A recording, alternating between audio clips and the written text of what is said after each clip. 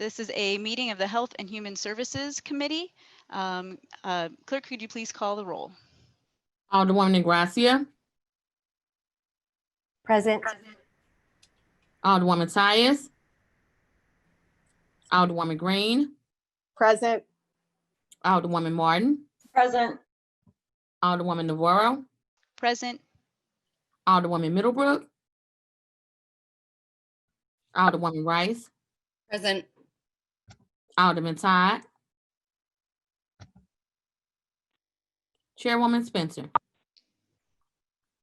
5 present, you have quorum. Thank you very much. I'm going to wait to excuse Alderman until the end. Does everyone have the minutes in front of them from June 11th?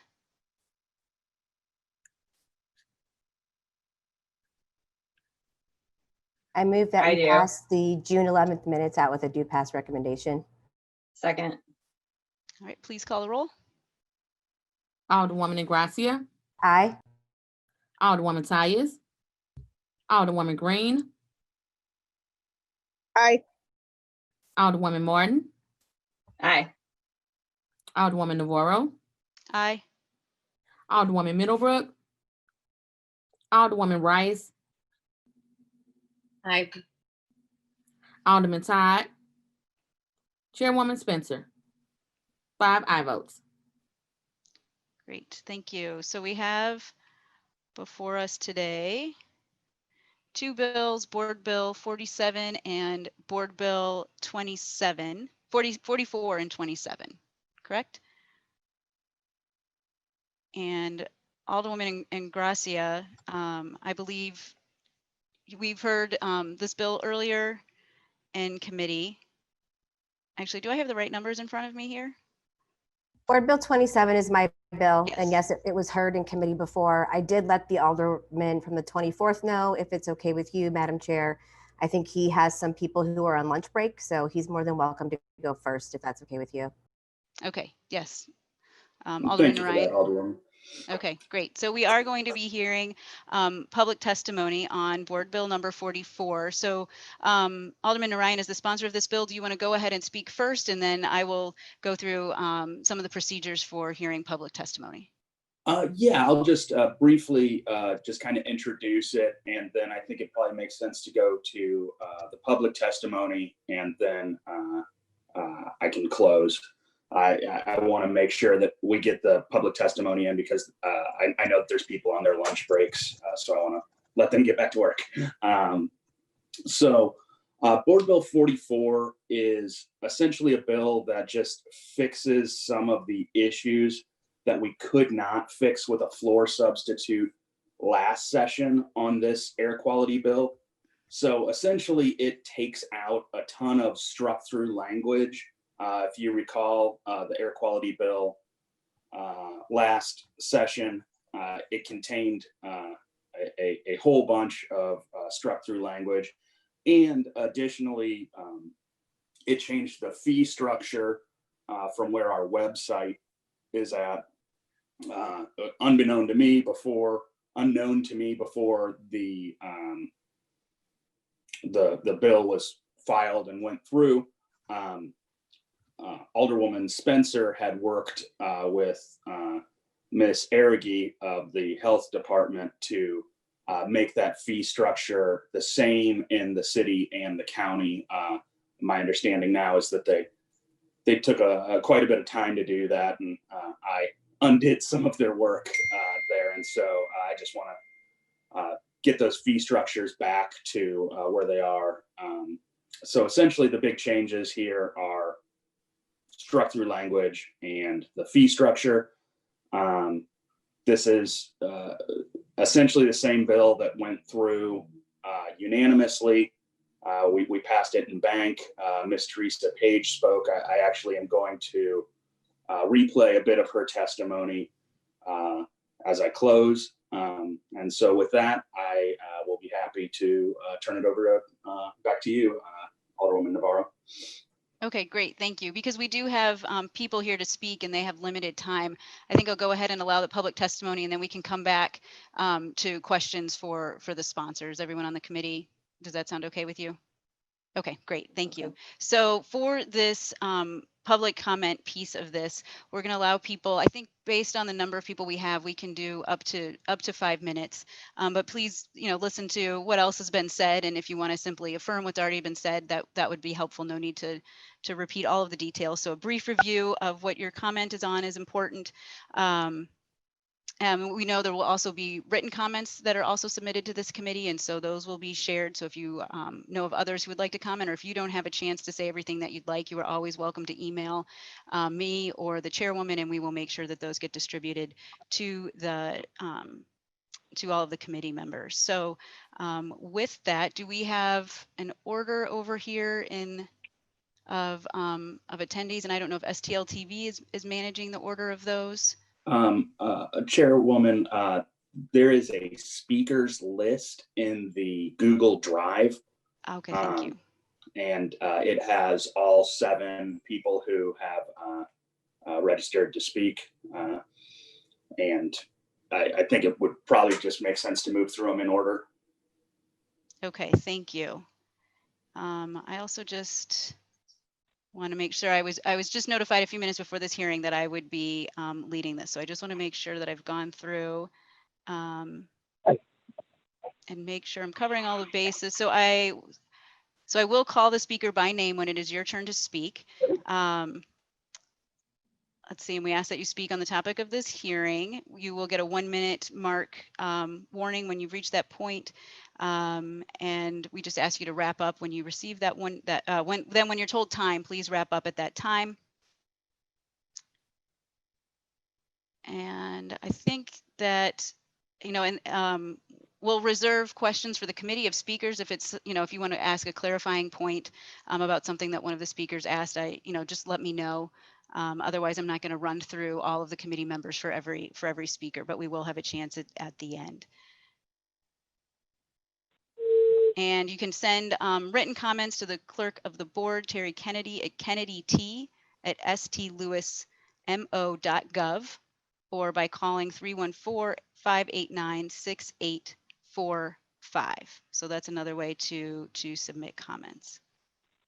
All right, I'm pulling up the speaker list.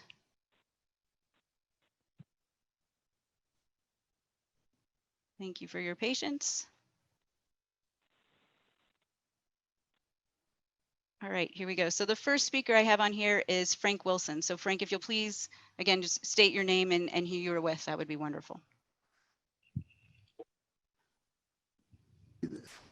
How you doing? My name is Frank Wilson. I'm the owner of BFW Contractors. I'm an MBE, DBE minority demolition contractor here in the city of St. Louis. I'm not sure if you guys received the email, but we had pretty much a rebuttal in response to some of the issues. There's 2 major issues that I'd like to respond to or to be amended of the board bill 44. Basically, presently, this board bill, as written, incorporates a clause that requires all asbestos abatement professionals to participate in an apprenticeship program as required under 20 CFR Part 29 and 29 USC Section 50. And also, the bill states that no one employed directly by a demolition contractor can directly perform asbestos abatement removal activities regardless of their license or certification to do so. So that means that you wouldn't allow a demolition contractor who's also dually licensed to perform asbestos abatement to self-perform their abatement activities. So it's called out actually specifically on pages 19 and 20, subpart 6 in the board bill. And it basically reads, it gives a definition of an asbestos abatement contractor, which is any person registered with the Missouri Department of Natural Resources or who by agreement of contractual otherwise conducts asbestos abatement projects or asbestos projects located at anywhere other than their own place of business. And it requires you to have a 10-hour OSHA, which most people have. So we don't have any issues there.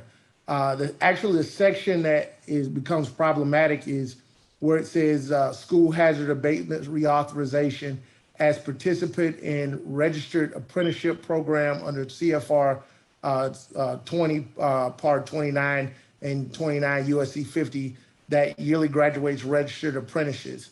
And then it also says no one employed by an owner or operator of a demolition or renovation activity or person, partnership, or corporation performing or managing the demolition, construction, reconstruction, alteration, or occupancy on or at a site by any other with a person, partnership, or corporation that shares the same or whole in any party, ownership, or control group will be considered an asbestos abatement contractor. So, like I said, it's just reiterating the issue that we were stating. So, first, Mr. Wilson, I'm sorry, if you're reading a particular page in the bill, would you mind pointing us to that, just because I want to be able to follow along? yeah, I'm sorry. I think this is like right at the beginning of page 20. I actually have an insert broken out, so I'm not reading it directly from the board bill sheet. But I believe it's page 20. It starts on the bottom of page 19, section 6, subsection 6, where it talks about, it defines what an asbestos abatement contractor is. And then it also speaks about the apprenticeship requirement. And it also speaks about the fact that no one can self-perform. That's basically a demolition contractor or any other contractor can't self-perform asbestos abatement work for their own projects. Thank you. I also see that the chairwoman is now here, so I'm happy to turn over to Alderwoman Spencer.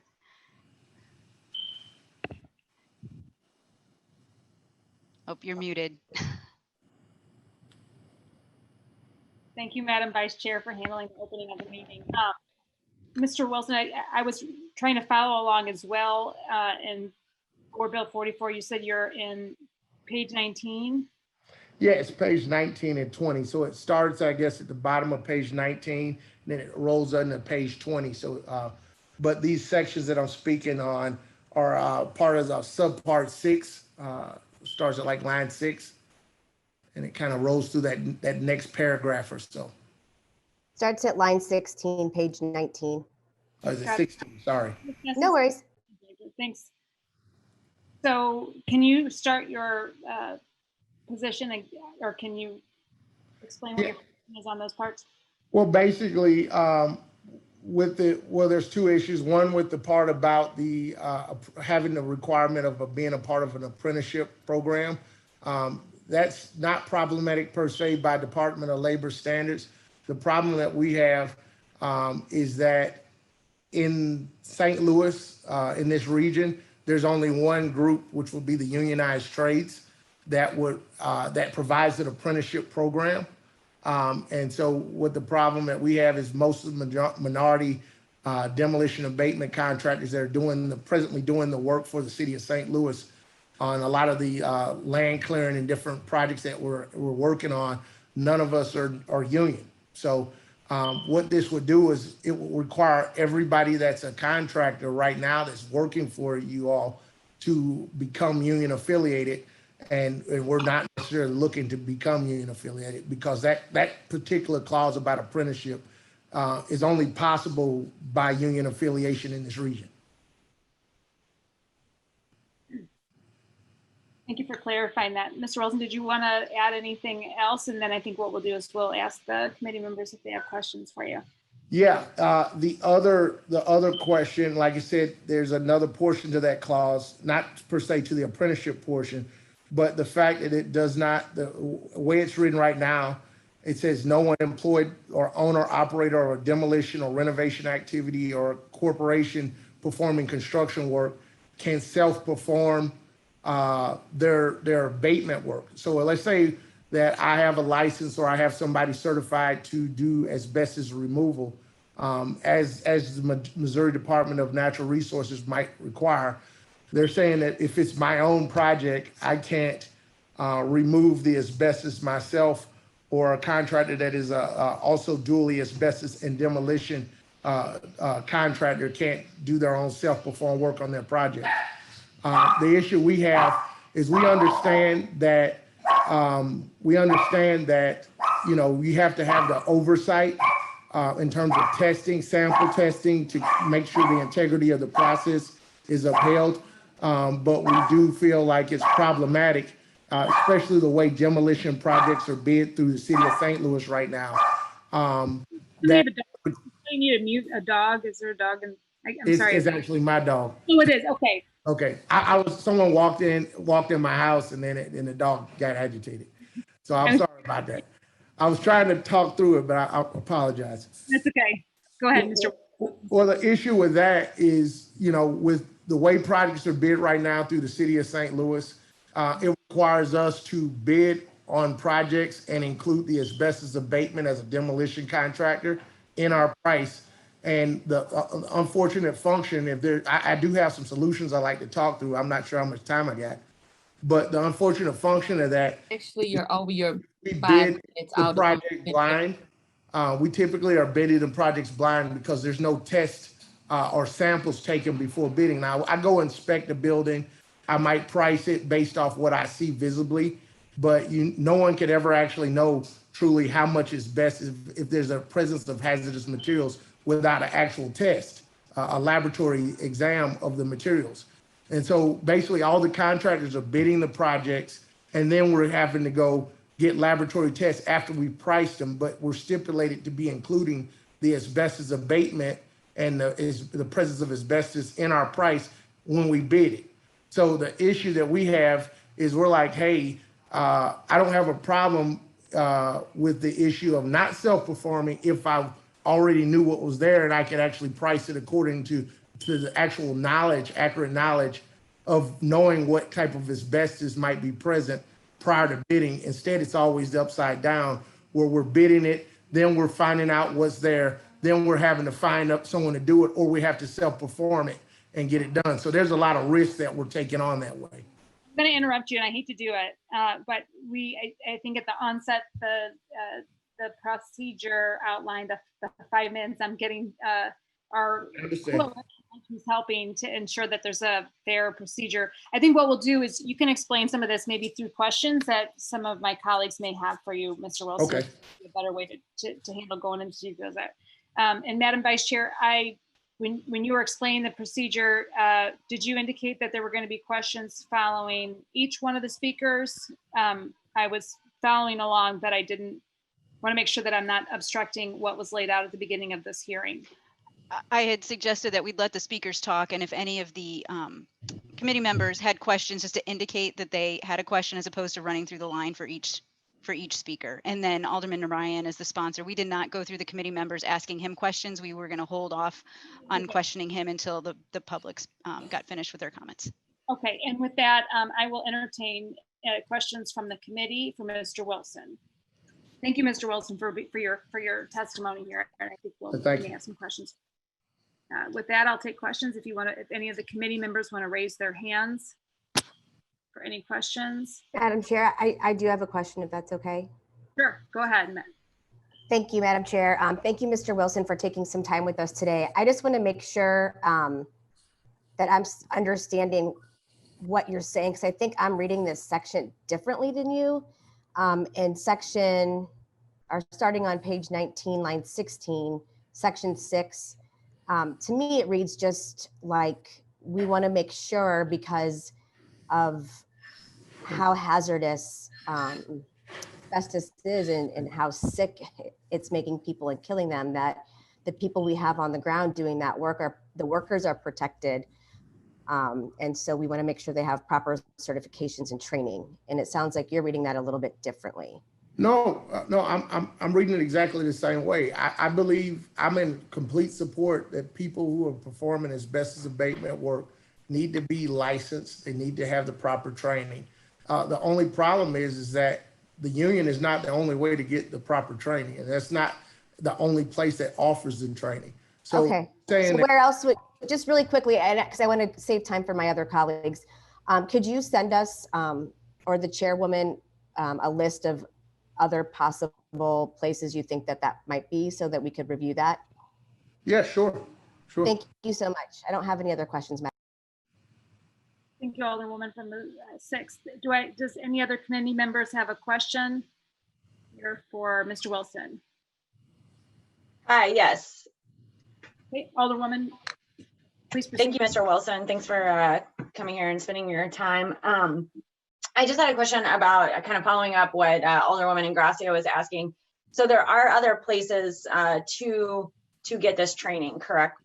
Yes, But you're saying that there aren't other places that have the apprenticeship programs, is that Right. correct? right. But nothing is not, being non-union doesn't stop anyone from having an apprenticeship program. Well, the problem is that there's not a non-union apprenticeship program that's in existence anywhere in this area or region. So if you say that it has to be an apprenticeship program, you're basically stipulating it has to be union because there's no other source. Okay, but if a contractors association wanted to, a non-union contractor association wanted to form an apprenticeship program and get those hours through non-union contractors, that is possible, correct? That is very much so possible. I would agree. But like I said, that means that we're writing something that doesn't exist yet, though. So Okay. this I would guess harm my I'm business wondering, now. through those apprenticeships, I would think that they would, that the workers would get extensive training to remove materials that cause latent diseases.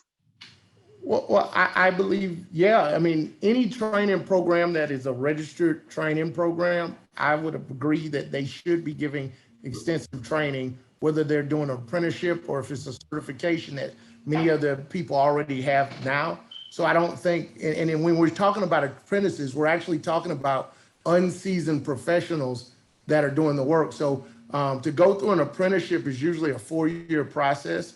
And so if you said I was going to hire somebody as an apprentice today, that's not actually going to be the person that's going to be my main performer for my business or anybody I could even depend on to carry my business as being qualified to do asbestos abatement. So when you start talking about apprenticeship program versus non-apprenticeship, I think it should be more about licensing and credentialing. And you don't have to necessarily go through an apprenticeship program like per se that the union supplies per se to be sufficiently trained and credentialed. Sure, but an And apprenticeship I have an program does extensive background offer. in education and training. I also serve adjunct professor at Washington University teaching construction management for the last 9 years for the School of Engineering. But an apprenticeship program, would you say it does offer some on-the-job training? And Absolutely. okay, I'm not against training. I'm against the stipulation that that's the only option. okay, all right. Well, thank you very much. Thanks for your time. Do any other committee members have any questions for Mr. Wilson? Seeing none, Mr. Wilson, I have a question for you.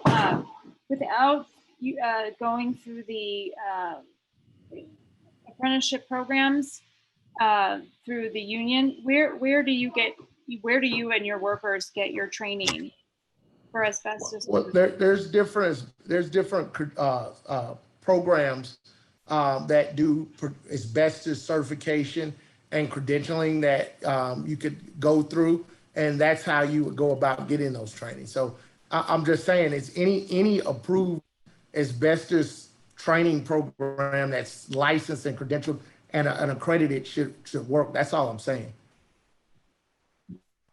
I see. Yeah, I personally, like I said, I used to be in the union. I used to be a union contractor. So I can speak to the union's training programs. They have very good training programs. So I'm not speaking against their training programs. I'm a non-union contractor. I don't have any desire at this moment to be a union contractor. So what my issue is that having a clause like this would require that I'd have to be a union contractor to be in compliance with the law. And that's really my issue. Okay. And in order to participate in the apprenticeship program, do you have to become union? You'd have to be signatory with a union to hire somebody from a program that was an apprenticeship program through a union. Okay. Or And you have to be affiliated with a union. Alderwoman Martin, did you have a follow-up question? It looked like you may have. You have your hand raised. Thank you. I was also just wondering too, do you pay your employees for their training? Yeah, if there's an employee that was receiving, if they, one, either they already had the training and they had the license, or if I was getting someone trained to get the license, then I would pay for that training for them because they're getting the training for me. Okay, thank you. Okay, thank you, Mr. Wilson. I think we'll, seeing no additional questions from committee members, I will introduce the second speaker on the speaker list, Lakia Dace-Hines. Did I pronounce your name correct? Yes, it's Lakia Davis-Hines, yes. Okay, great. Ms. Davis-Hines, if you would introduce yourself, and I suppose Shakita will keep time, but not so strictly, since we should be to offer some fairness there. Got you. Thank you. Thanks for having me. My name is Lakia Davis-Hines, and I'm the owner of Hillsdale Demolition. We are MBE, WBE, and DBE certified. I am also a certified asbestos inspector as well, and also demo.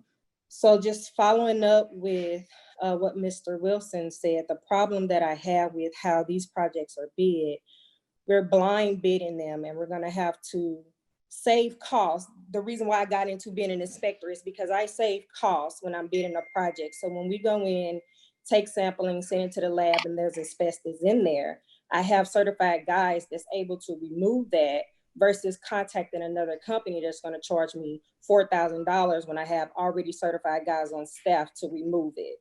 And along with removing that asbestos, I also get a third-party air clearance and also a third party to do another inspection to show that we removed the abatement that needed to be removed.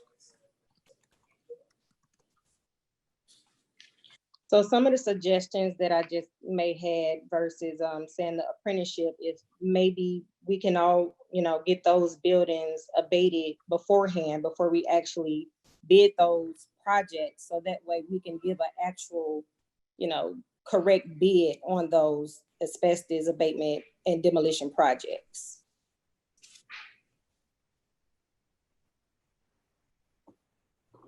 Can you guys hear me? I'm sorry.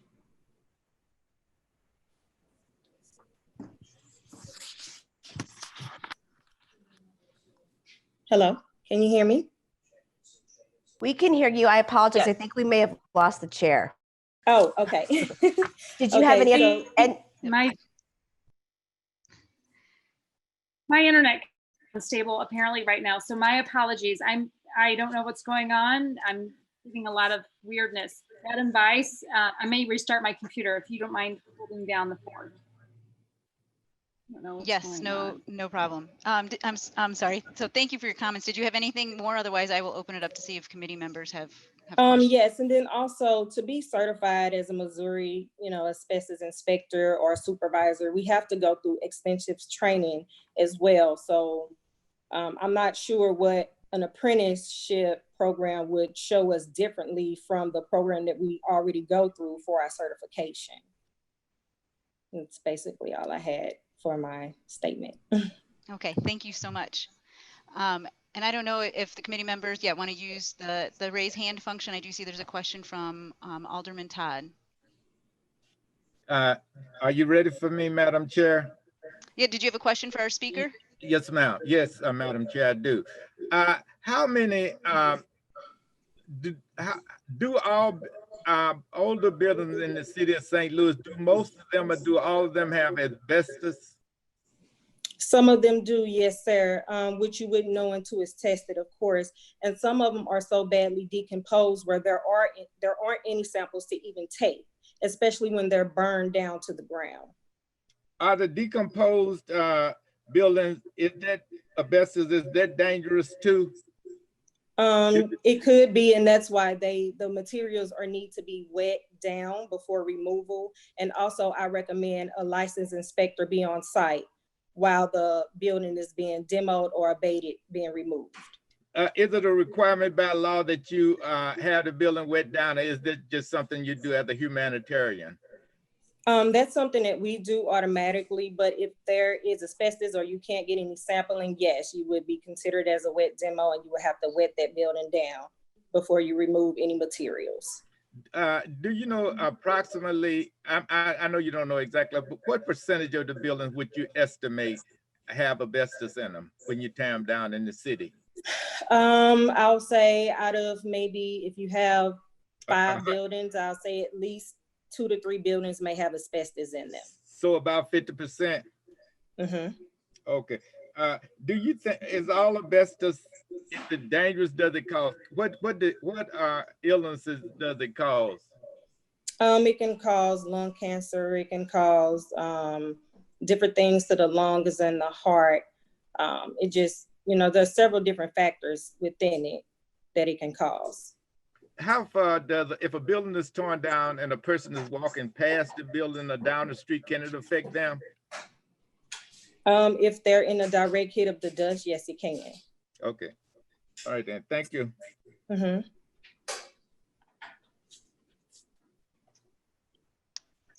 Thank you. Are there any other questions from committee members?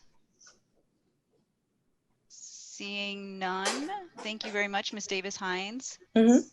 And we will move on to Corey Elliott.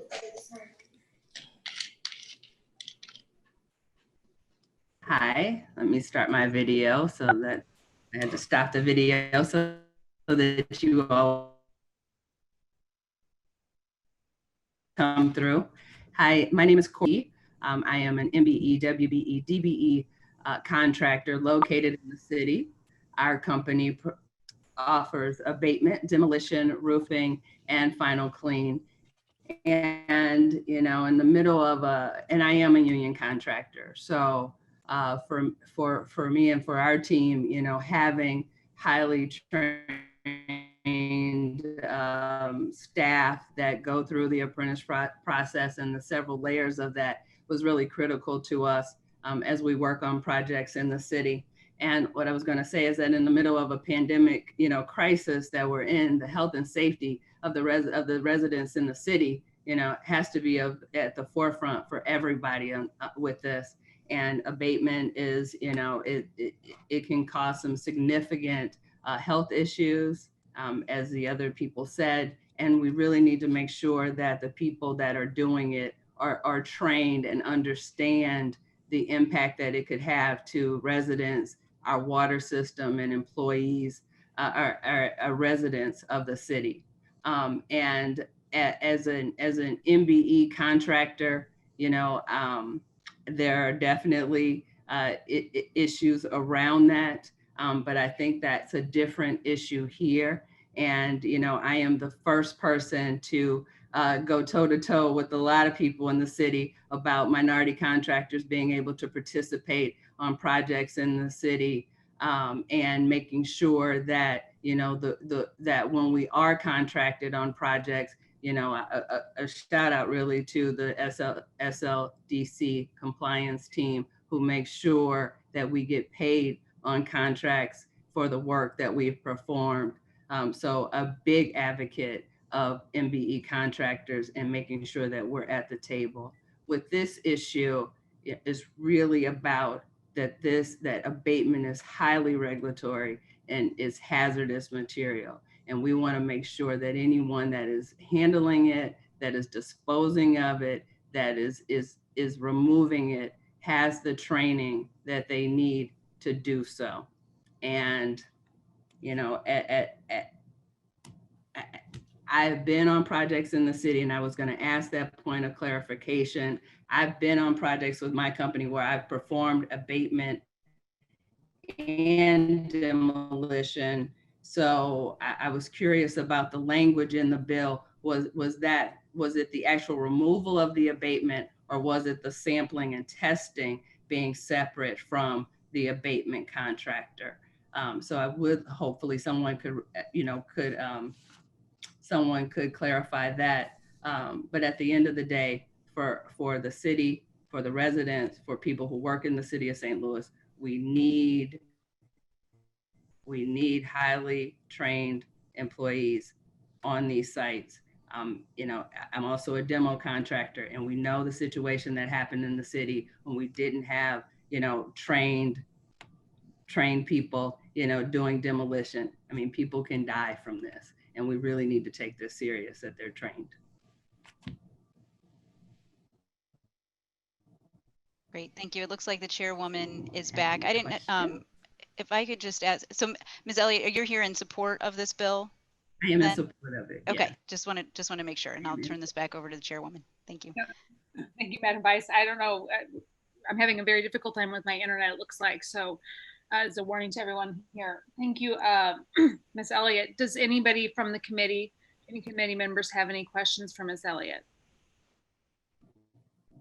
Okay, seeing none, we'll go to the next speaker, Ms.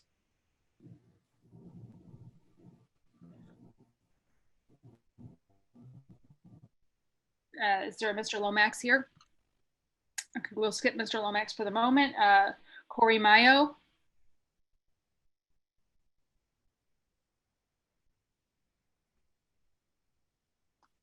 Corey Mayo. Yes, yes, Okay. I'm here. Yes, I'm here. I'm sorry. Okay. How you guys doing? I'd like just my name is Corey Mayo. I'm a member of Local 42 St. Louis Labor Union, and basically I just want to thank you guys for allowing me to be a part of the meeting today, because the issue at hand is very personal and dear to my heart. About 3.5 years ago, I went through this lady named Renee Dooley, who runs a nonprofit within the city of St. Louis. She get a grant from the EPA, for environmental training. She partners with St. Louis Community College and Salou, and they basically, it's like a 6-week training program of like all environmental. So I'm licensed to remove asbestos, lead. I got my hash whopper. So a little bit of everything, but it's like a full training program for 6 weeks long. So right after I got out of that training program, I went to my first job out of training. I worked for just an independent contractor, non-union. And, at the time, the only comparisons I had is what, the book training and the in-school training that I got. But right away, I noticed, the quality of work, we wear respirators every day, we wear suits, but, we never really had air machines. I never seen a third-party air monitor on site of any of the job sites when I did non-union work. So a buddy of mine, he was in the union, and, he did me a favor and got me within the, labor Local 42 apprenticeship program. So I came in as an apprentice, removing asbestos for a union contractor asbestos company. And immediately, the difference of quality of work, it was like day and night. We always had a third-party monitor. We always had air machines. We always sealed, everything off in 6-mil poly. The same way that the book teach you and the same way that the training teach you, it's the same way that we did it when I was union. And, the difference between, that and when I was non-union, it was just day and night. And I believe that something that's so, dangerous and hazardous to our community, we still want the people that's doing this work to be the most trained. I mean, no one will want somebody to operate on their body that wasn't trained to the fullest capability. And we know that apprenticeship programs or any extensive training program is going to provide the person that's doing the work with the most knowledge and the most skills to do the work. And I think asbestos and lead and all the hazardous materials are very dangerous, not only to the person who's doing the work, but also to our community or to the people at home. And most of this work, especially when I became union, most of the work I did was in schools and hospitals. And so that was some of the most vulnerable citizens we got. So, if you're doing some asbestos abatement in the ICU, you should want that work done to the most quality that, the best quality that it can be done. And in my personal experience, I believe that, not only the union provided that, but I think that, any type of extensive training, it just so happened the unions have some of the best training programs known to man. And I don't think that's the union fault for doing their job better than everybody else, per se.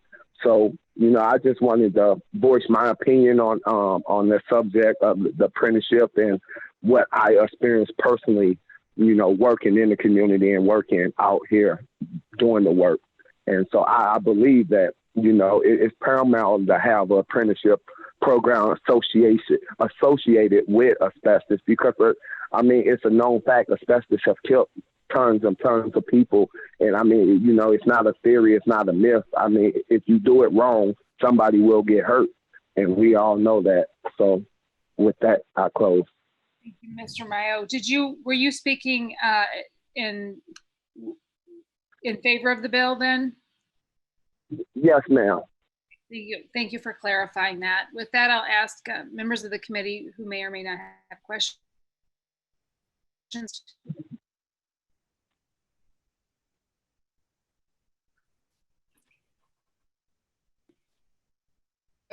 I'm not sure if Alderwoman, your video cut out there. I would hope to ask a question. Mr. Mayo, can you guys hear me? Yes. Okay, great. Mr. Mayo, this is Alderwoman Rice. Since you're on the phone, I just wanted to identify myself. Could you, so since you also went through the training,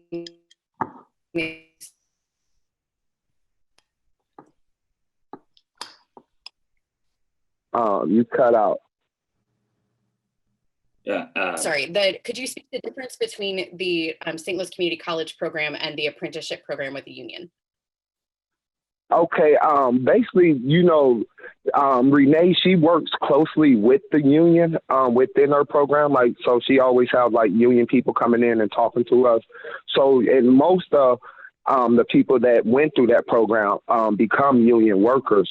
So, it's really her program and the union program is hand in hand. But I think it is because she works closely with the union to craft the whole design of it. So it's basically like going through a union program. Okay, thank you. I just wondered if there was any further training that you felt you got from the apprenticeship program that you did not receive from the community college. Just basically, it wasn't necessarily the training. It's just the detail to the work. The quality of the work, teaching you, to actually, take accountability for your work and do your work to a real detail. Fine cleaning, and just really paying attention to what you're doing per se, rather than the training. Like I said, her program is really kind of sort of it's like going through a union program, but the quality of the only two difference I'll say that I can really point out from union and non-union, because I've done non-union work, asbestos work, and I've done union asbestos work. It's just the quality of the work and the safety aspect. It was a little, comparing the two, it was a little more dangerous doing the non-union work than it was doing the union work. Okay, thank you so much. Okay, other members of the committee that may have a question for Mr. Mayo? Okay, with that, is Mr. Lomax back? No, okay. Next speaker, Jim Fall. Jim? Jim, you're muted. There we are. Hi.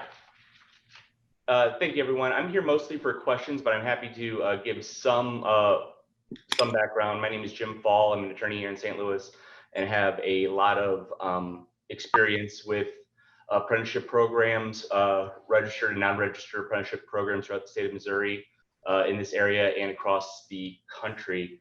A common misconception that I think is also being misconstrued here is that only unionized workforces and labor unions have registered apprenticeship programs or can get registered apprenticeship programs. That is in fact not the case. Anyone and anything, anyone in any organization, any individual employer can set up a apprenticeship program that the Department of Labor will recognize and register. It's actually not terribly difficult to do that either. I would speculate that a registered program, depending on how fast the federal government is working, could register and get you up in just a matter of weeks. The importance of the apprenticeship program, however, is not a union, non-union issue. It's an issue of investing in workers so that the workers doing the job have a skill and have an ability to do the work and take that work with them. A lot of certification programs, not all, but a lot of certification programs will be a certificate that belongs to the employer rather than training that belongs to the employee. And that certificate or that license might not transfer with Jim Fall, as Jim Fall goes from contractor A to contractor B to contractor C, because it's my current employer that has a certification or license. That is problematic in my view for two reasons. One is it's no guarantee that the person who does the work actually has been trained or does know how to do the work in the most up-to-date and safe way. And two, it ties me to an employer because I might not be able to have the skill to go to another employer to improve my life for a better wage, for a better lifestyle. I'm kind of tied to that employer to hand me the work. Also, like with anyone who has any kind of a professional schooling or professional certificate, or somebody who's learned a trade or a skill that they themselves know, we all take pride in something that we've worked and something that we've earned.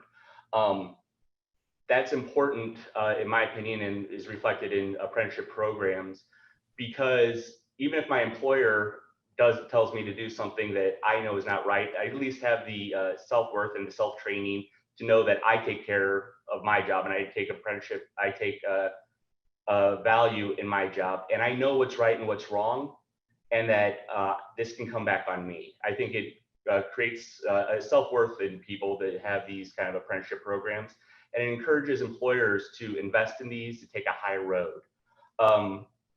Asbestos, as we've all talked about in this city for far too long, is a problem, and it's a problem not throughout the city, but especially in places that have a lot of abandoned buildings, which is also an area that is usually have underfunding, and that asbestos can go to the community at large.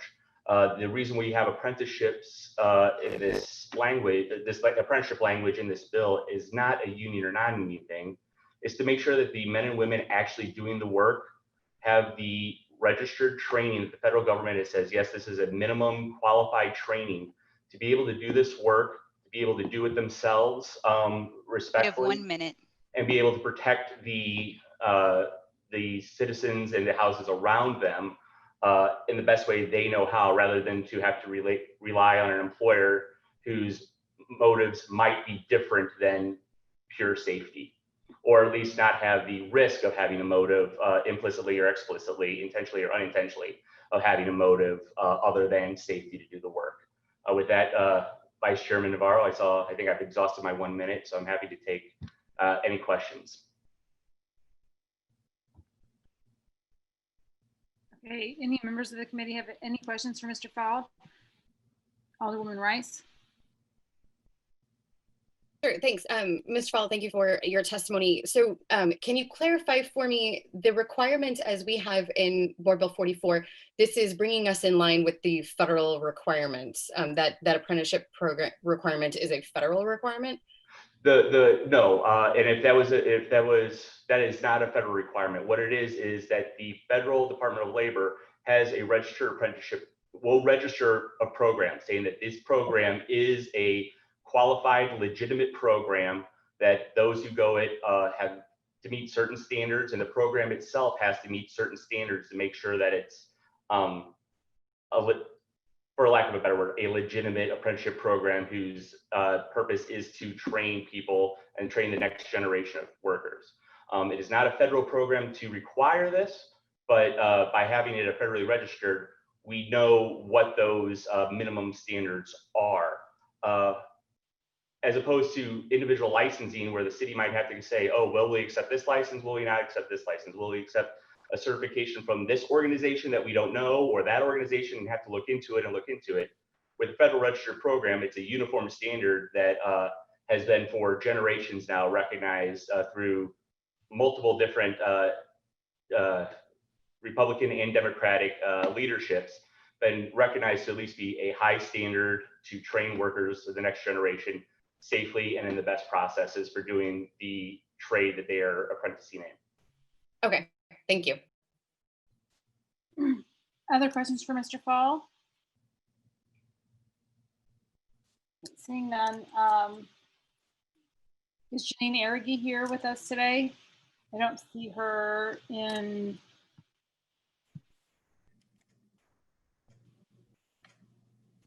Yes, I'm here. Oh, hi, Janine. Hi, I'm sorry.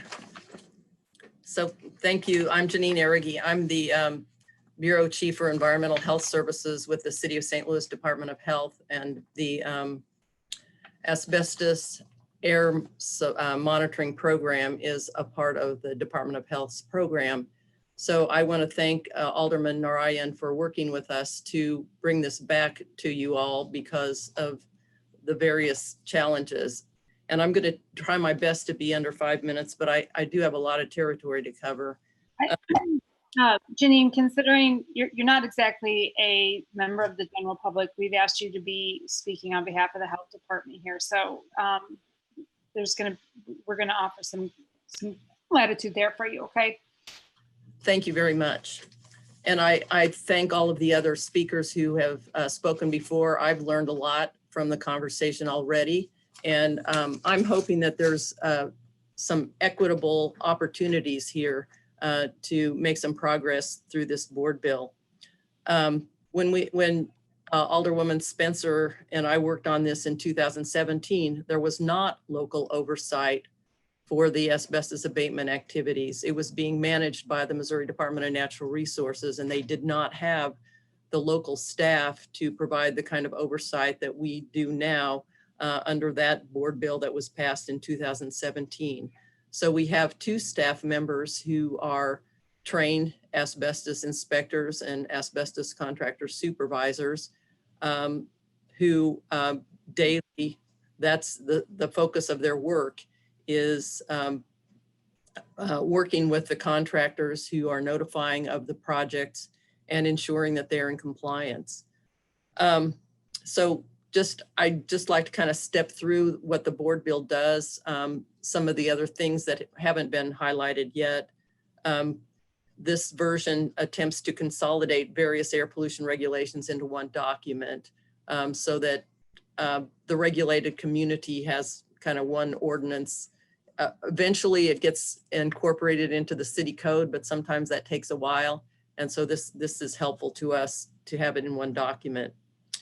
One of the things that it does is it limits the scope of variance requests. I think the previous versions had variance requests that don't really apply to asbestos and demolition activities. And so in this version, we've limited that to those demolition and asbestos abatement activities, ensuring that any variance that's issued is not harmful to the public health and safety. Oftentimes this comes in a request for a reduced time frame between notification and when the start of work would begin. The federal regulations require that there are 10 days between the time that notification goes to the oversight authority until asbestos abatement or demolition activities begin. And sometimes there are circumstances that make it necessary to waive that 10-day notification.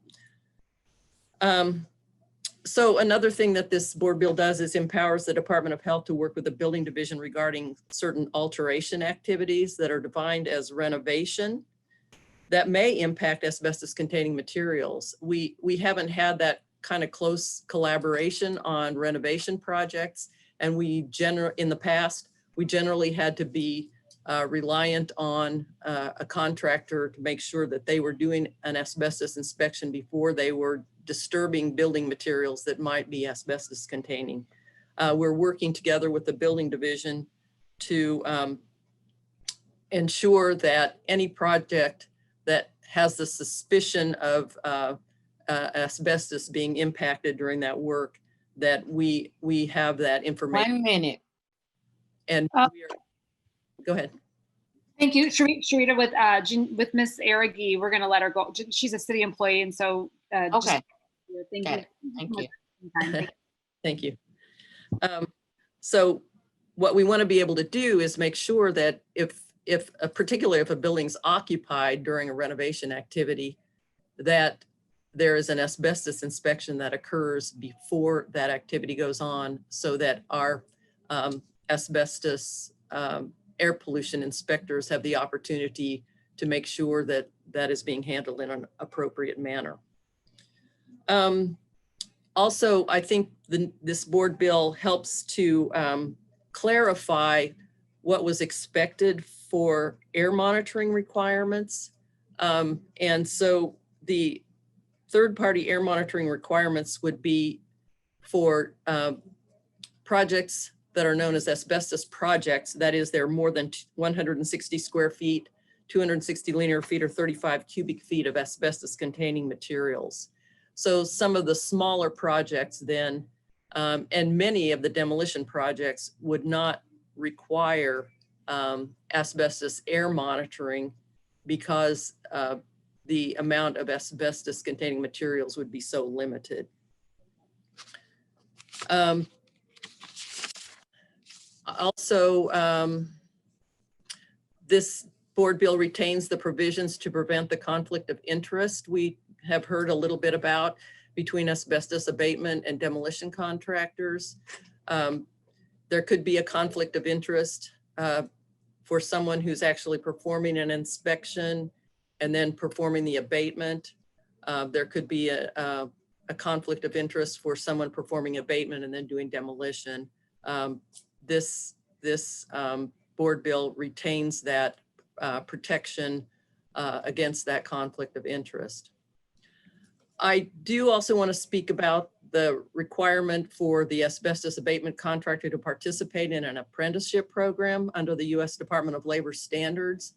And as you've heard, this effectively excluded some asbestos abatement contractors if they are not employing union employees that are not considered to be union workers, union contractors at this point, because currently the only apprenticeship programs available in the local market are through our laborers union or some other organized labor, organized union group. So I think there are other ways to address this. And I guess what I would appeal to any of those who are listening is if this is going to remain a part of this board bill, then what other provisions could be established to support other contractors being able to establish an apprenticeship program? Currently, the training requirements, the Missouri Department of Natural Resources certifies all asbestos abatement contractors. There are a number of requirements they have to fulfill to be certified as asbestos abatement contractors. And you've already heard from many of the other folks who talked about the certification programs that are offered here locally through St. Louis Community College and St. Louis University. And I happen to be an alumnus of that organization. I owned and operated a training company for 4 years that I sold to St. Louis University and participated there before I became a city employee. So I'm very familiar with that. I think there may be some other steps there that those staff at St. Louis Community College and St. Louis University might be interested in, and supporting organizations that want to establish an apprenticeship program. I'm not certain that they're willing to do that, but I think there are some other opportunities out there. Ms. Argy, so I just want to, just so I know I'm looking at, we have another board bill and other things today too. This bill that we have before us right now, maybe what we can do is speak specifically to this bill. And I think I have a little bit of, I think there's a little bit of confusion. I don't want to cut you off. I think what we need to do is circle around and talk about this bill and not what the bill preceding it necessarily did. So there's some confusion here in this room about what we're trying to do today. I hear us talking a lot about the apprenticeship program, which is an important piece of the overall legislation, but that is actually, my understanding, a piece of the bill, of a previous bill. And I think what we are sort of under a time constraint to fix some issues as it relates to the bill that was previously passed, so that we can fit within our current health standards. It sounds to me I think there's a little bit of confusion in the overall sense of what's going on here. We passed a bill in 2017 that gave us local control. Janine and I worked on that at that time. Following that bill, last year, Alderman Narayan brought together a bill that expanded our air monitoring program and safety protections for workers. And in that bill was the apprenticeship program and some other pieces, some of which maybe some adjustment to fit within our, there was some, I don't want to say errors, but there are some things we have to fix in that bill. And that's what we're doing here today, is fixing the kind of costs and some other things associated with it. Am I right? I think what today is also highlighting is maybe there were some concerns with the bill that was passed last year that weren't addressed at that time. Am I characterized what we've got going on here? Okay. Yes, that's correct. Okay. So, and the speakers, we have had so many speakers speaking today, which I think is an excellent, just for us to understand kind of the implications of the bill that we, passed last year and to talk about it. But the reality is that in order for us to be compliant with our website and to be able to function, we have to fix some of the structural issues with the bill that was passed last year. Recognizing that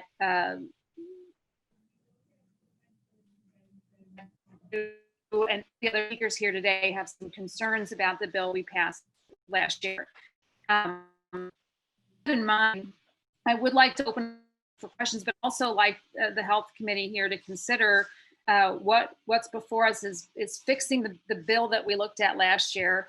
Of course, that does present an opportunity perhaps to amend some things, but we've also got to get ourselves compliant so that we can function within our current laws. So with that, I would like to open it up to the committee for questions from Ms. Argy about how the bill functions within the health department, and then maybe take a broader view with the sponsor of the bill. Does anybody have any questions for Janine?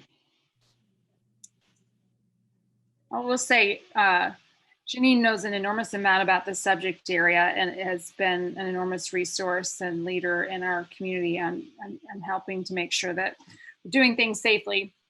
So if anybody has any, nobody has any questions. Did we miss any speakers? Did Mr. Lomax come back? Okay. Alderman Narayan, can you help? Yes.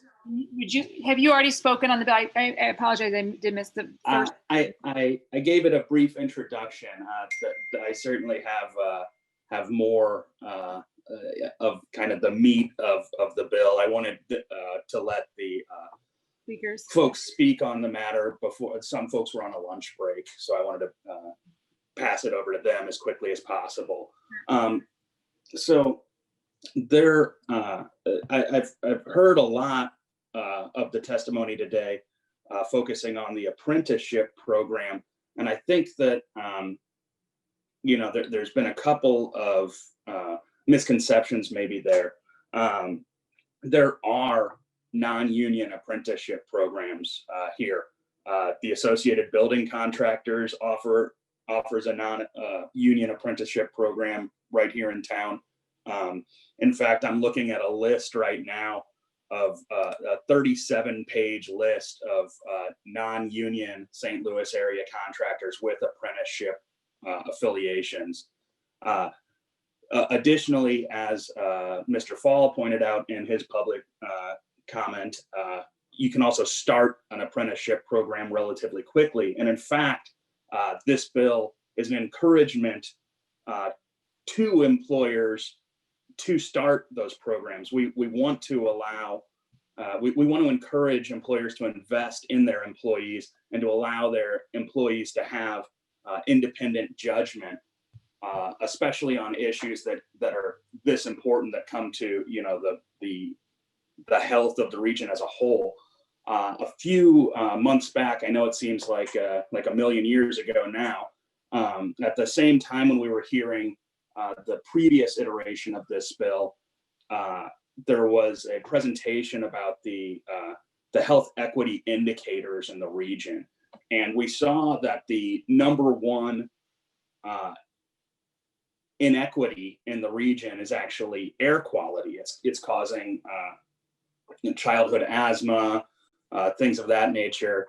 And so we see certain communities that are impacted more from air quality, partially as a result of the demolition of buildings in those areas more frequently.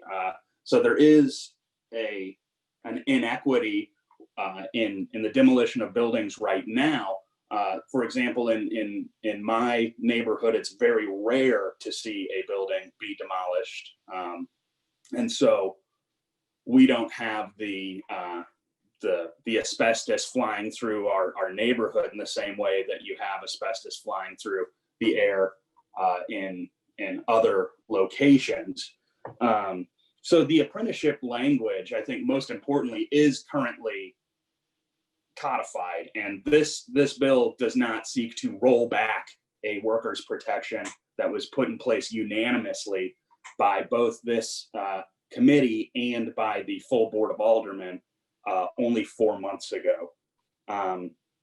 This bill is to clean up struck-through language and the fee structure so that we can get our health department back on the right track to being able to do what they need to do before we break for the summer is the hope. So if we look back, I'd like to play just a bit of testimony that we had from Miss Teresa Page when she came before the full Board of Aldermen and spoke. I think it helps to put this issue into context. I think it's easy to get lost in the kind of black and white on the paper on what this is, and you lose the human element of what we're doing. So I'd like to just play that briefly here.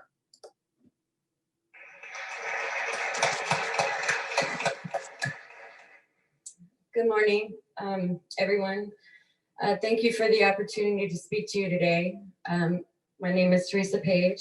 The reason I'm here today is because I have terminal cancer. A cancer caused by asbestos called mesothelioma. Several years ago, I worked with a construction company as a laborer right here in St. Louis. My job was demolition. I was never given any proper training, no abatement suits. What I was given was a paint mask. I was told to break up that tile, but was not told what it stood for. That tile stands for vinyl asbestos tile. Fully unaware, I did my job and I worked hard. In hindsight, I should have asked more questions. Had I had any formal training, I would have been able to identify suspicious situations and shady practices by employers who wanted to cut corners. But I didn't. I put on my paint mask and I knocked down walls. I broke up floors with that tile and I ate lunch with my employers and my team. I trusted them and I was eager to see the outcome of the projects we worked on. No questions asked. Today, we can ensure that no longer happens. Thanks to Alderman Narayan and Jim Fall, who put this legislation together. Alderwoman Kara Spencer, thank you. Janine Ari with the Health Department, we thank you. Brandon Flynn, the Building Trades Council, the Carpenters Union, the Laborers Union, who have been a great help to me during this process, I thank you. There's so many people to thank. It really does take a village sometimes, and there's many people in this village who came together to make this happen. I feel very honored to be a small part of this fight. I've gotten used to fighting. I wish I could say I was a stranger to it, but it's just not true. For 4 years, I've been fighting something I can't see. Cancer's invisible. It's invasive. it's merciless. And when you add asbestos, it's relentless. There's no beating it, there's no winning. The question is, how much can you take? When you're given 6 months to 2 years to live, how much can you take? It's a series of losses. First, I lost my future when I was told I was going to die. Next, I lost my uterus, my cervix, my fallopian tubes, both ovaries, and obviously my ability to have children. Then I lost my hair. And right after that, I lost my 10-year relationship. And following that, I lost my appendix during my 4th surgery and my 2nd round of aggressive chemo, which left me with an 8-inch scar. My last surgery was 9 weeks ago. I'm currently losing my job while restructuring my future. Someday my 2 children will lose their mom. And every day I lose time and more energy. It's a series of losses. I've lost a lot. But what I haven't lost is my heart. I still have that. And heart is what it takes to keep getting up. Heart is what it takes to stand up and fight for other people so that they don't have to go through this as well. My heart gives me the courage to find the words today to ask you to change the future for someone else. Not for me. It's a little late for that. But for someone else. Because no one should have to go through what I have just for working hard to provide for your family. Laborers deserve to be protected. And I hope that today we can ensure that they are by passing this law. I know that soon I'll just become a statistic. I won't be able to stand here in person and ask you, beg you, to protect the people who elected you and to act on their behalf, to keep them safe in the workplace, to keep them healthy and able to take care of their families. Today, I see so many people here right now, who have the power to impact hundreds of lives, if not thousands. You never know. This is why you signed up for the job. This is why you do it. I know that some of you out there decided that you wanted this job because you just wanted to save some lives or do something really important. This is it. This could be the one thing. I recently found my bucket list, and on it, and I wrote it 4 years ago, but on it was save a life. If you guys could just help me do that today, I'd just be forever in your debt. There just wouldn't be enough thank yous for that.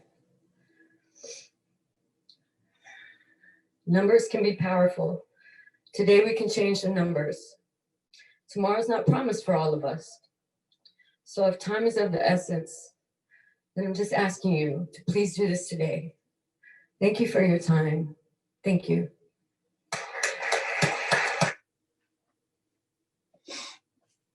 Now, I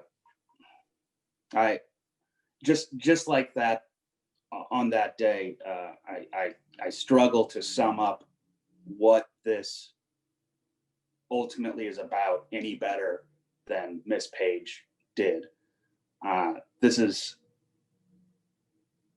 work of the utmost importance. This gets to the very core of the purpose of government. This is about protecting the most vulnerable people in the city.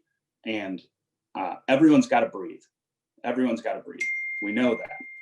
And it's not right that the air in my neighborhood is better than the air in some other folks' neighborhood.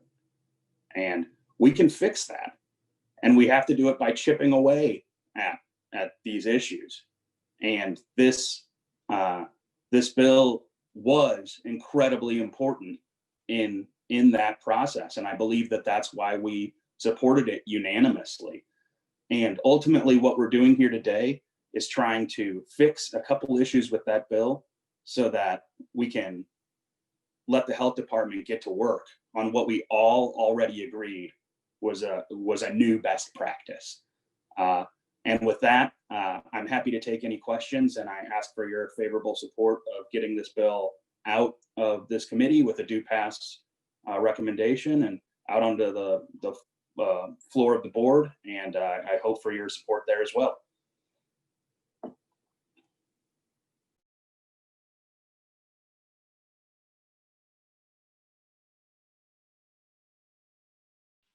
Questions from the committee for the sponsor of the bill?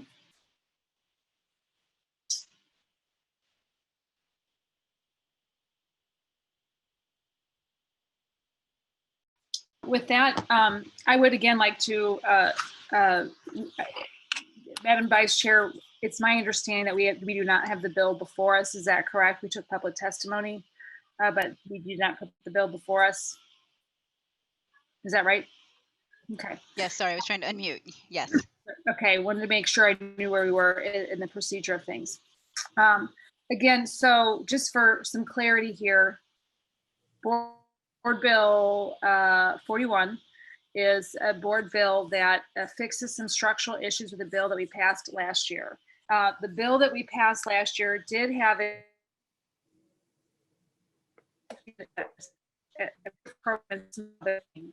I don't think that anybody who's come before this committee, and I'm making conjecture after having listened to the testimony of several contractors here, but I don't think anybody here is asking to roll back protections. But there is some issues that were brought to light. And I do think that these issues, especially as they relate to minority contractors, ought to be listened to. And we have heard some concerns here. And I'm committed moving forward to ensuring that we have the ability to have minority contractors continue to operate in the city of St. Louis. And I'm committed to doing that. I do think it's a bill, given that we have got to get our health department to be able to function with this new law and be within the law, which we are currently maybe having some trouble doing. This bill just functionally fixes those issues. And moving forward, if we need to consider other adjustments to the bill that we passed last year beyond these structural changes, these structural fixes that we're proposing here today, then we should consider them separate. I'm open to considering those, but today I'd like to move forward and entertain a motion of considering putting Board Bill 41 before us to address those structural issues with the bill we passed last year. Anyone from the committee like to make a move? Second. If I may, for one moment, Ms. Chairwoman, I failed to mention in my previous testimony that there is a Scrivener's error in the bill that I would like addressed so that we don't have to do a floor sub on the matter. On page 20, line 3, and on page 21, line 5, it should read 29 CFR 29, not. Alderman Narayan, what we'll do is we'll take a vote to put the bill before us. Oh, excuse me, pardon me. Let's get the bill before us. We've got a motion on the floor in a second. Madam Clerk, please call the roll. Alderwoman Ingrassia. Aye. Alderwoman Tyus. Alderwoman Green. Alderwoman Martin. Aye. Alderwoman Navarro. Aye. Alderwoman Middlebrook. Aye. Alderwoman Rice. Aye. Alderman Todd. Aye. Chairwoman Spencer. Aye. And I thought Alderwoman Tyus. Alderwoman Green. 7 aye votes. Thank you, Madam Chair. And with that, okay. It sounds, with the chair, or excuse me, with the sponsor of the bill, it sounds like we have a Scrivener's error. We'll need an amendment from a member of the committee in order to. Actually, I was wondering, I looked at it, Can I you think it's just the explain wrong what numbers Scrivener's- in there. I'm just wondering, I mean, with the Scrivener's error, do we need to do an amendment or can we just, it's a typo? I can make it. I'll make the change. So on line 20, or excuse me, page 20, line 3, and on page 21, line 5, it should read 29 CFR 29 rather than 20 CFR 29. Okay. Sharita, did you get that? Page Page 23 and page 21, line 5, 29 instead of 20. Yes, it should read 29 CFR 29. Currently, it reads 20 CFR 29. Okay, Thank you. no problem.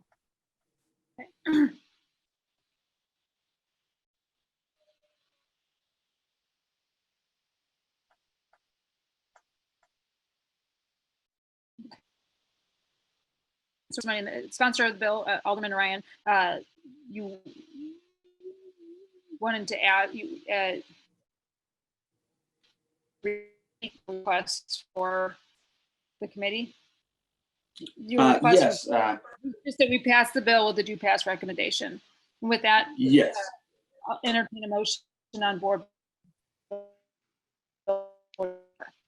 No, unless there's further discussion from the committee. Hearing none, I would entertain a motion for Board Bill 44. So moved. Second, Madam Clerk, would you please call the roll? Previous roll. Hearing no objection. Objection. I'm not sure that I was counted in previous roll. Sorry. Madam Clerk, would you please call the roll? Alderwoman Ingrassia. Aye. Alderwoman Tyus. Alderwoman Green. Aye. Alderwoman Martin.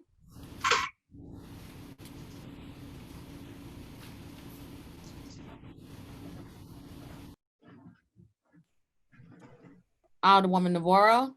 aye. Alderwoman Middlebrook. Aye. Alderwoman Rice. Aye. Alderman Todd. Aye. Chairwoman Spencer. Aye. Alderwoman Tyus. Alderwoman Martin. Aye. 8 aye votes. Okay, with that, Board Bill 44 passes with a do pass recommendation. I would again like to reiterate my thanks to the members of the general public who came out and spoke today, as well as members from the health department. I know there were other city employees who were present and offering perspective. I think the concerns raised here constitute maybe some further looking into the bill, which I'm happy to participate in, and so we can move that forward. But with the passage of Board Bill 44, we can get our health department in compliance with the law as we need it.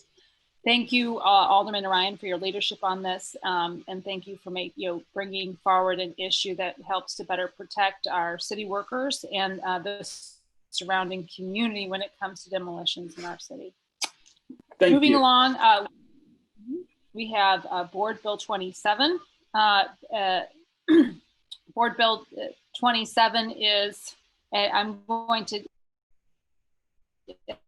accept responsibility for this here, was not properly noticed to be voted on today, Alderwoman Ingrassia, and you have my severe apologies for that, but I confirmed with the clerk that we can hear the complications today. I know there are several amendments we need to get through, and I'm committed to holding a hearing on Monday when we can make sure we have quorum, and given this special session that we have next week and next Friday, we can get this done before we go on break. Okay? Okay. So my apologies for that. But with that, I'd like to turn it over to you to introduce Board Bill 27 for the second time and maybe go through our short series of amendments. Yes, thank you, Madam Chair, members of the committee. I feel like my intention was to have a committee sub. As you know, things have been very crazy at the board, and I feel like I'm giving you all a draw for an Uno card with all of these amendments. So I do apologize. it's kind of a dirty trick. That being said, subsequent to our last hearing on Board Bill 27, I've had further discussions with platforms and restaurants and small businesses. And I think we are at a really smart place of compromise. The platforms will definitely tell you that they are not in favor of capping fees, but are willing to work with us during the pandemic. And so some of the things that we did, I think, in an effort to be comprehensive in terms of legislation regarding third-party delivery services, I may have made it a bit too complicated. So I've taken some of the sections out to streamline it a bit, and then have a commitment from both Uber Eats and DoorDash to take on some of the issues that they also agree could be helped by legislation. And so, Madam Chair, would you prefer that I read aloud the exact wording on the amendments as I introduce them, or just kind of explain how they change what was previously in the original draft? Suppose, Alderwoman Ingrassia, that would be up to you. I'm looking at the series of amendments now. You're most familiar with them, and so I will take your lead as far as what would be the most efficient and way to handle the amendments and communicating them. Thank you, Madam Chair. I'm not a fan of people reading out loud what I have written in words in front of me, so I'm going to let that go and just sort of, if I'm able to introduce Amendment number 1 to Board Bill 27.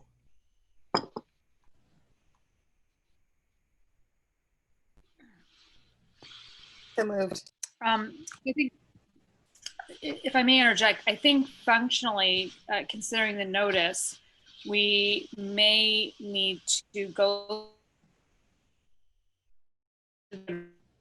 with officially today. Okay. Yeah, I apologize. I did not realize that the bill was not properly noticed until you just mentioned it. Okay. Yeah, I guess I'd honestly just prefer to wait till Monday. That just makes more sense from an organizational. We can do that. I'm happy to do that. Here's what I was thinking, since there's so many changes, if we can get through talking about them today, or are they small in nature? Yeah, I mean, it's nothing that's like overly complicated. It's not an overly complicated bill. Yeah, just in the interest of everyone's time, I just sort of hate to go through all this and then do it all again on Monday.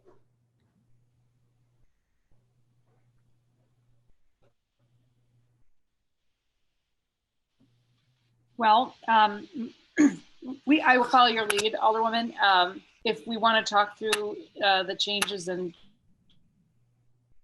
if you want to wait until Monday, my apology. I also did not realize that we didn't have this properly noticed until before the hearing. So my apologies on that. Oh gosh, no, I'm not upset with you. Just strange things seem to be happening to certain people at the board as of late. So yeah, I'm going to do. I will take responsibility for this one. Okay. Yeah, I'm just going to hold till Monday. Thank you so much. I appreciate it.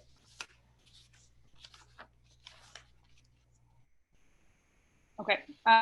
With that, we've heard Board Bill 44, Board Bill 27, and that's all the business we have before us. I'll entertain a motion to adjourn. Motion to adjourn. Actually, excuse me. I'll hold back. I withdraw my motion. If you don't mind, can you revoke the motion to withdraw your motion, please? I'd like to excuse. I'd like to excuse absent alderwomen, or all the people. Alderwoman Rice, or excuse me, Alderwoman Pius, for excused absence. I believe that was the only alder person who was unable to make it here today. Get motion to excuse? Can we? Yeah, I'm sorry, I got everything went blank here for a second. I'll entertain a motion to excuse the absent Alderwoman. So moved. Second. Previous roll. Hearing no objection, and with that, I'll entertain a motion to adjourn. Motion to adjourn. Second. Previous roll. Hearing no objection, we are adjourned.